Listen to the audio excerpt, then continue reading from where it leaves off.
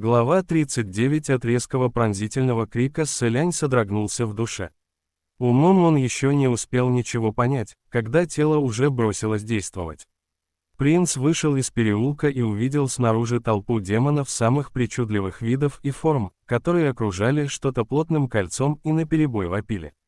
Попался. Прикончим его, чтобы сдох еще раз. Сколько съестных припасов этот, мать его, гаденыш у меня стащил.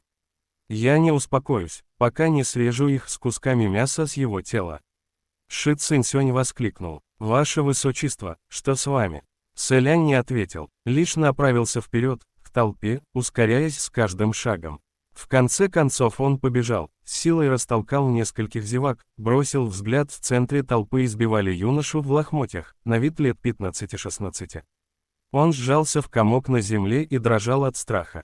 И хотя юноша старательно закрывал голову руками, все же можно было разглядеть, что его лицо беспорядочно замотано бинтами, которые, как и волосы на его голове, уже сделались нестерпимо грязными.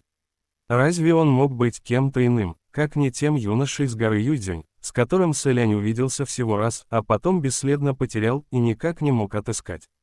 Неудивительно, что за столько дней дворцу Линвэнь не удалось обнаружить его местонахождение.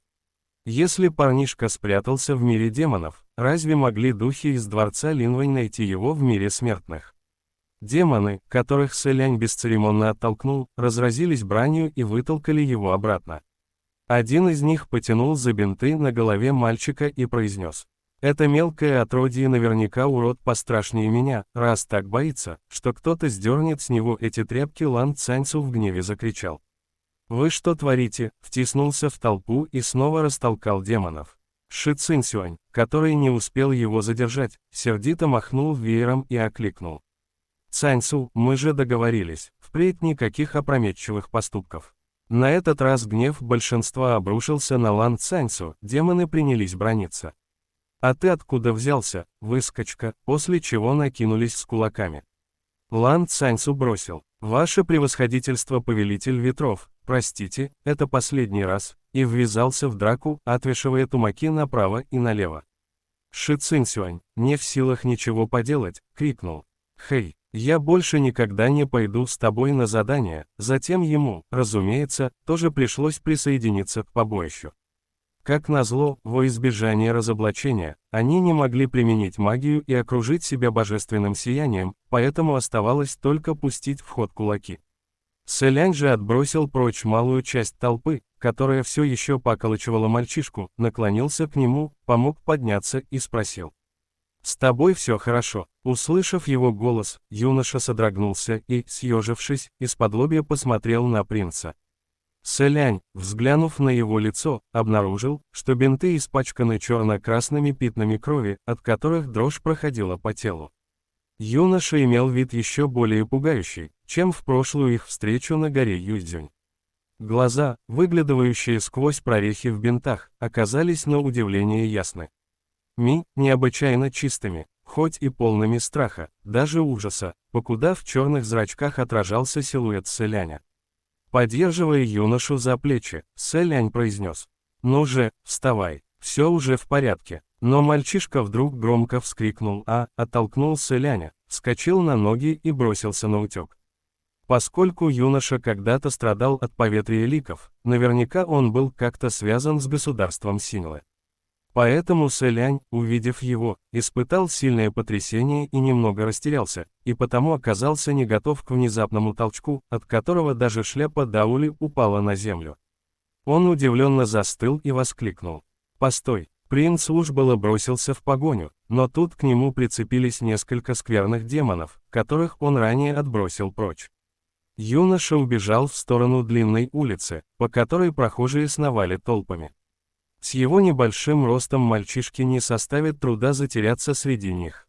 И Жая будет непросто поймать его в таком месте. Сэлянь, охваченный волнением, крикнул: «Уважаемые превосходительства, оставляю здесь все на вас. Придется нам действовать раздельно. Заметите свои следы. Собираемся на этом же месте, самое позднее, через 3 дня». Удар Жая отбросил демонов прямо в сторону двоих соратников принца. Сэлянь проворно наклонился, подобрал с земли шляпу и молнией бросился в погоню за юношей.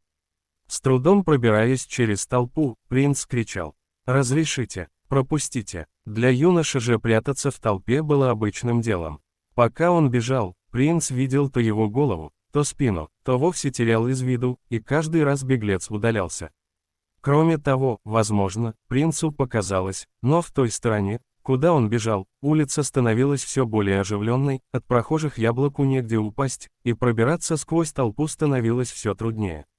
Сэлянь, у которого на душе царил хаос, неосторожно перевернул несколько лавчонок с товарами и торопливо воскликнул: «Простите, простите». Однако с демонами шутки плохи, латочники набросились на принца с руганью.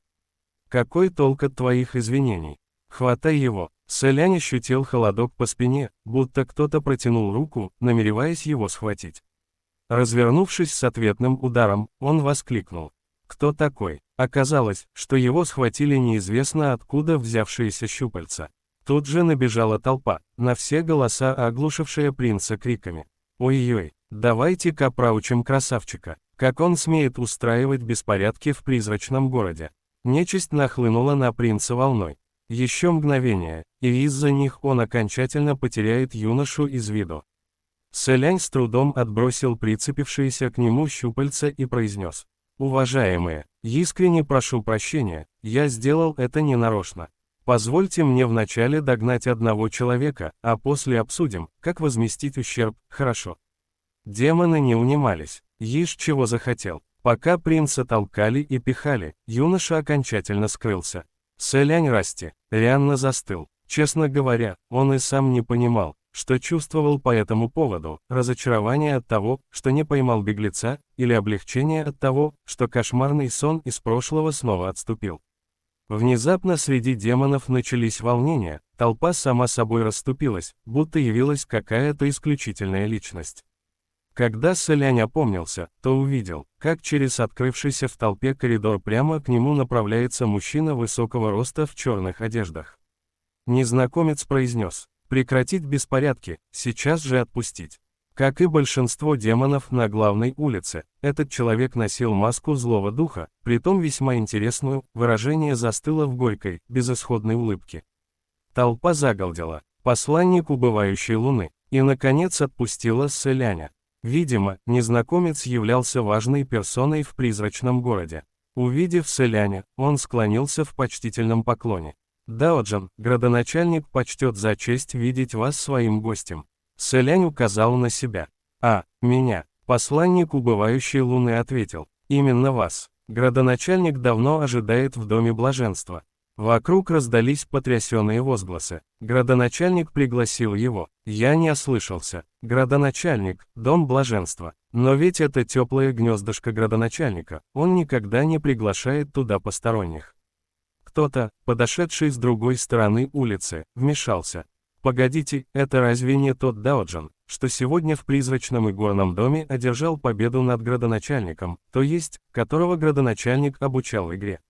Множество глаз, размером самые меньшие, с бронзовые колокольчики, уставились на Сэляня так, что ему пришлось закрыться от взглядов шляпой. Посланник убывающей луны произнес: «Прошу». Сэлянь ответил кивком и направился за ним. Толпа добровольно расступилась, освобождая дорогу. Демонический посланник пошел посередине и повел Сэляня за собой. Никто не осмелился увязаться за ними, чтобы разузнать подробности. Спустя полчаса они покинули оживленную улицу, отдаляясь все сильнее. За это время они почти не разговаривали, Сэлиню даже показалось, что посланник убывающей луны вот-вот растворится во тьме, поэтому старался идти за ним по пятам. Однако, когда принц, ни о чем не подозревая, коснулся взглядом руки демонического посланника, то заметил на его запястье черный проклятый обруч. Принцу, как никому другому, было известно его назначение. Проклятая Канга. Он округлил глаза в безмолвном изумлении, как вдруг услышал голос демонического посланника. «Мы на месте». Сэлянь поднял взгляд и лишь тогда заметил, что тот привел его на берег озера. На поверхности резвились и играли в салки тусклые блуждающие огоньки. А у воды высилось великолепное, сверкающее золотым блеском здание. И в небесных чертогах, и в мире демонов имелись весьма роскошные творения архитектуры. Однако если здания небесных чертогов в своем великолепии излучали ауру величия и могущества, то в призрачном городе это великолепие смешивалось с демоническим очарованием, тем самым создавая впечатление легкомысленного распутства. Даже от иероглифов «Дом блаженства» над входом в здание исходила демоническая аура. Изнутри доносились звуки песнопений, легкие, нежные, колышущиеся на ветру, будто несколько прелестниц во время веселых забав подпевали и кружились в изящном танце. Следуя за песней, Сэлянь медленно вошел внутрь, приподнял завесу из нанизанных на нити бусин, и в следующий миг его лицо овеяло теплым дуновением приятного аромата. Он слегка отвернулся, будто хотел уклониться от этого окутывающего запаха. В главном зале Дома блаженства расстилался толстый меховой ковер, цельно выкроенный из шкуры неизвестного монстра.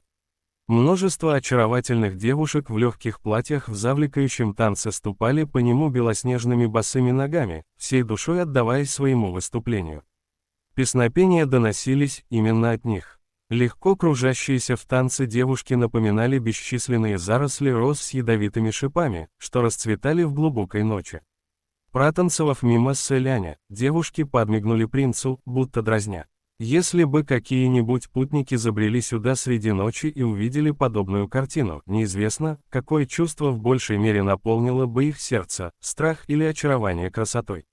Однако взгляд Сэляня, пробежав по главному залу, сразу устремился вдаль, минуя танцовщиц. Он с первого взгляда увидел Хуачена, сидящего в дальнем конце зала. Там располагалась длинная кушетка из черного нефрита, весьма широкая, способная вместить более 10 человек. Но сидел на ней лишь один Хуачен. Перед ним в танце кружились очаровательные демонессы, Хуачен же не удостаивал их даже взглядом, только, словно изнывая от скуки, смотрел перед собой. А перед ним высился небольшой дворец, сверкающий золотом. При внимательном рассмотрении он напоминал строение небесных чертогов. Ну а если приглядеться еще получше, то становилось ясно, что дворец этот выстроен из тончайших листков сусального золота. Таким же листком Хуачен рассеянно поигрывал в руке.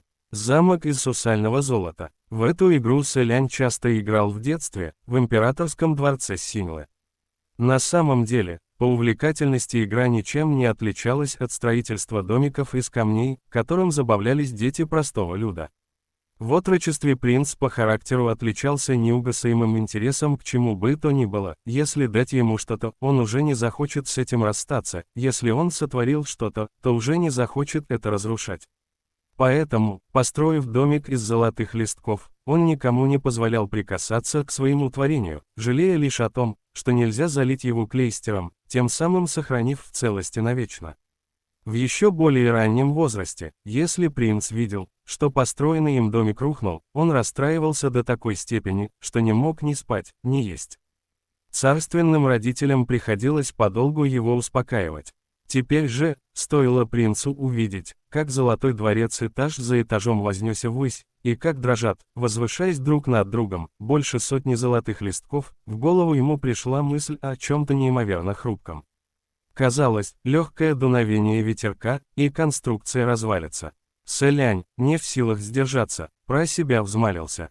«Только не падай, только не падай». Кто бы мог подумать, что спустя мгновение Хуачен, поглядев на дворец, вдруг ухмыльнется, обнажив зубы, затем протянет руку и легко щелкнет по самой верхушке золотого дворца. И дворец с шелестом рассыплется. Листки сусального золота разлетелись по полу. Выражение лица Хуачена, однако, после разрушения дворца, сделалось немного радостным. Это было похоже на то самое удовольствие, которое испытывает ребенок, уничтожая сооружение из деревянных кубиков. Он небрежно уронил листок золота, который держал в руке, и спрыгнул с кушетки. Танцовщицы моментально разошлись по двум сторонам главного зала, песни их стихли. Хуачен, ступая прямо по сверкающим золотым лепесткам, направился к входу и произнес: «Гыгэ, раз уж ты явился, почему не заходишь? Неужели, стоило нам разлучиться на несколько дней, и Сань Лан стал для тебя чужим?» После этих слов Сэлянь опустил занавесь и ответил: «Но ведь это Сань Лан первым сделал вид, что не знает меня, только что, в игорном доме». Хуачен уже оказался перед ним. Лан Цаньцу тоже был там. Если бы я не разыграл импровизированный спектакль, боюсь, ситуация принесла бы неприятности. Сэлянь подумал, что спектакль и впрямь вышел чересчур импровизированным. Вполне возможно, что Хуа Чен сразу разглядел и Ши Цинсюаня, который пытался затеряться среди демонов. Сэлянь, впрочем, не стал ничего отрицать. Сань Лан по-прежнему поражает широтой познаний. Хуа Чен улыбнулся. «Само собой разумеется. ГГ, в этот раз ты пришел специально, чтобы повидаться со мной». Говоря по совести, если бы Сэлянь знал, что Хуа Чен здесь, он бы наверняка выдумал ложный предлог, чтобы его навестить. Но именно в этот раз так вышло, что предлог не был ложным. Впрочем, Хуа Чен не стал дожидаться его ответа, лишь с легкой улыбкой произнес. «Неважно, пришел ли ты, чтобы встретиться со мной, или нет. Я в любом случае очень рад». Его слова на миг сбили Сэляня с толку. Принц не успел ответить, как вдруг услышал хихиканье танцовщиц, что разошлись по двум сторонам главного зала. Хуа Чен посмотрел на девушек искоса, и те, склонив головы, в мгновение ока покинули зал, оставив их одних в огромном пышном дворце. Хуа Чен произнес: «Гыгэ, пойдем, посидим». Сэлянь, глядя на Хуа Чена, направился за ним. Затем с улыбкой спросил: «Так это и есть твой настоящий облик?» Шаги Хуа Чена на миг застыли.